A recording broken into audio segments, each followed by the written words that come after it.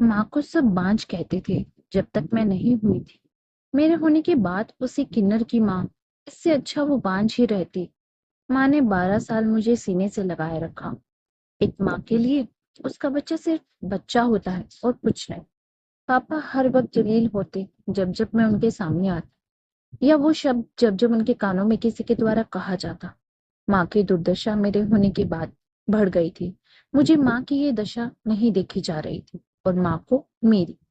हालात जब ऐसे हो तो ममता से आसान मजबूरी चुनना हो जाता है। मैं अधूरी तो थी ही। माँ से अलग होकर मुझसे कुछ बचा ही नहीं। जब भी अपना वजूद जमाने में ढूंढती तो घृणा और दया यही मिलता रहा।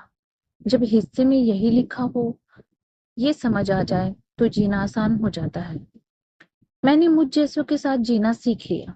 सुना है आज उस घर में मेरा भाई हुआ है, मेरे चाचा का लड़का। सब दुआएं देने जा रहे हैं और बदले में बख्शीश लेने। मैं भी साथ चल दी अपना हक लेने, भाई को देखने का, उसे दुआ देने का। सब बहुत खुश हैं घर में, दादी, चाचा, चाची, पापा, सब। क्यों ना हो, कितने सालों के बाद इस घर में एक पूरा जो पैदा हुआ है। हमारे समूह की शिवानी सबसे पहले गई। 21,000 से कम ना लूंगी। पापा को देख मैं बानों के पीछे छुप गई। हाँ, बिल्कुल देंगे। पहले थोड़ा गाना और अच्छे से ढोलक बजाकर दुआ तो दो। पापा बहुत खुश थे। बारी बारी से सब भाई को गोद में लिए और पैसे देते। पहले दादी, फिर पापा, फिर चाचा, फिर चाची। जैसे ही माँ दिखी मेरी आंखों से आंसू बह निकला।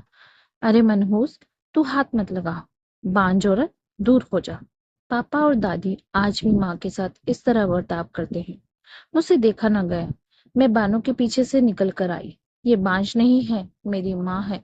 मैं रोते हुए माँ से लिपट गई। पापा का चेहरा मुझे देख सफेद पड़ गया था। वो माँ को इसलिए आज भी बांझ कहते हैं क्योंकि उन्होंने कभी मुझे अपनी ही जिंदगी का हिस्सा समझा ही नहीं।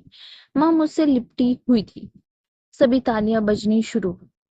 शिवानी, बानो और सबने हमें घेर लिया। ये सिर्फ तेरी माँ नहीं, हम सबकी माँ है।